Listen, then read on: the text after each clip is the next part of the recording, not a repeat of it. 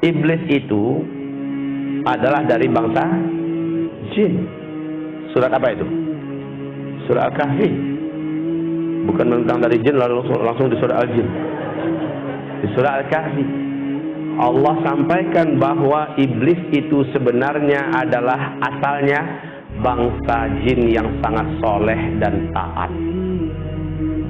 Dia sangat soleh, betul-betul soleh, taat. Tidak ada dosa yang dilarang Allah yang tidak mereka kerjakan. Hobi menumpahkan darah di mana-mana, membuat kerusakan di muka bumi. Lalu Allah Subhanahu wa taala utus para nabi-nabi, malah dibantainya nabi-nabi. Nabi-nabi dari bangsa jin juga ya, dibantai oleh mereka, dibunuh oleh mereka. Sampai pada limit terakhir, Allah perintahkan seluruh malaikat bala tentara tempur dari langit turun ke bumi. Habisi seluruh jin yang ada. Bumi akan diganti dengan penghuni baru. Ya, bangsa jin sudah out of order. Ya, sudah nggak layak lagi untuk menjadi pemimpin dan pemakmur bumi. Disuruh malaikat-malaikat turun, malaikat-malaikat tempur. Walillahi junudus samawati. Allah memiliki bala tentara di langit, disuruh turun untuk ngabisin bangsa jin. Tahu enggak Bapak Ibu, siapa yang diangkat oleh Allah menjadi panglima perang? Namanya waktu itu belum iblis ya, namanya ketika itu masih Azazil. Ini adalah kitab tafsir Al-Hafiz Ibnu Katsir ya. Namanya saat itu masih bernama Azazil. Jangan kasih nama anaknya Azazil nanti. Lalu turunlah panglima perang ini, yaitu Azazil, dengan memimpin seluruh malaikat-malaikat tempur. Semua bangsa jin yang ada di muka bumi diratakan, dibunuh. Yang dibiarkan hidup oleh Allah adalah yang melarikan diri sembunyi, masuk ke gua-gua, masuk ke hutan, sembunyi di pulau-pulau. Dibiarkan oleh Allah, jangan dikejar, biarkan saja mereka tersisa hidup. Nah, ini cikal bakal calon pelanjut bangsa jin ke depannya. Lalu setelah selesai, malaikat-malaikat tempur kembali naik. Azazil juga naik ke atas. Bapak Ibu, Allah kemudian menyampaikan kepada mereka semua, inni ja'ilun fil ardi khalifah. Saya punya misi akan menciptakan pengganti baru yang akan memakmurkan bumi. Iblis merasa bangsanya sendiri sudah dihabisi, sekarang diganti, jadi nggak nyaman dia. Diganti dengan makhluk baru. Dia coba hasut para malaikat yang ada, si Azazil ini, sampaikan pada Allah, nanti akan terulang kembali kisah lama.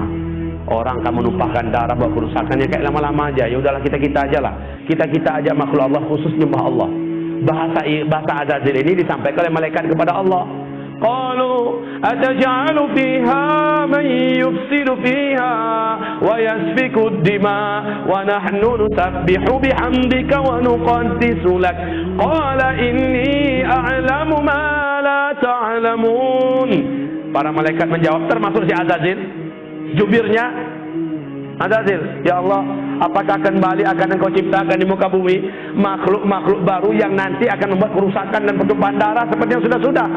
Cukup kami ya Allah, cukup kami sebagai makhlukmu. Kami akan menyembahmu seperti yang sudah-sudah. Kami tidak akan berbuat dosa seperti yang telah kau saksikan ya Allah. Please ya Allah, nggak usahlah. Lalu apa kata Allah? Inni a'lamu ma la ta'lamun. Saya ini sudah punya strategi dan rencana yang kalian tidak tahu. Dan kalian akan lihat apakah mungkin makhluk ini akan berbuat dosa jika dia punya bekal seperti yang akan berikut ini. Jangan kemana-mana, saksikan sebentar lagi. Dengan kun fayakun, Adam pun tercipta. Dan iblis tahu, Azazil ini tahu dari apa Adam diciptakan. Seluruh mereka tahu dari tanah liat, saripati tanah liat. Tanah liat itu di bawah. Ya biasa posisinya dalam tanah, injak-injak dan agak sedikit bau. Lalu setelah jadi kun fayakun, Allah masukkan chip, ibarat kita bahasa sekarang ya, yang lengkap dengan informasi-informasi yang tidak diketahui oleh seluruh malaikat. Lengkap pengetahuannya tentang berkaitan dengan tauhid dan akidah, tentang perintah dan larangan, lengkap semuanya tahu. Apa itu cahaya, unsur-unsur cahaya, tahu Adam. Apa itu angin, ada apa bagian angin, segala macam manfaat dan mudarat angin. Dan apa itu malam, apa itu siang, apa itu bobot, semuanya lengkap. Sehingga ketika selesai diuji.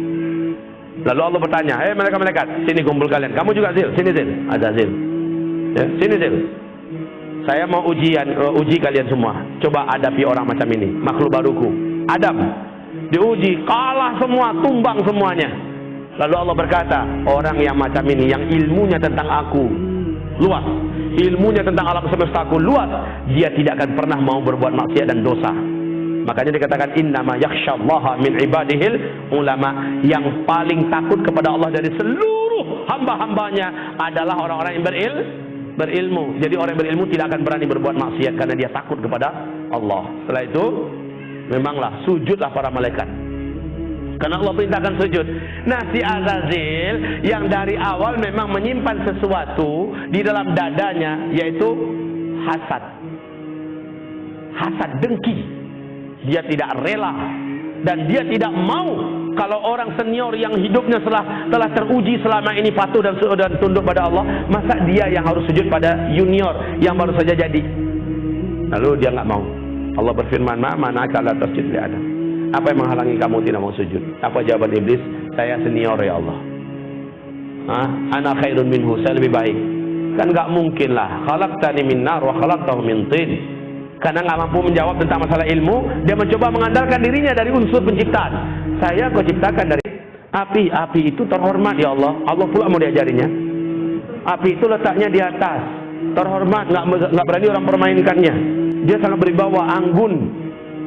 Sementara tanah engkau ciptakan Adam dari tanah liat, hitam, bau, busuk, di bawah lagi keinjak-injak. Masa iya api sujud pada tanah? Sorry ya Allah. Ya, lalu Allah mengatakan sombong kamu. Keluar.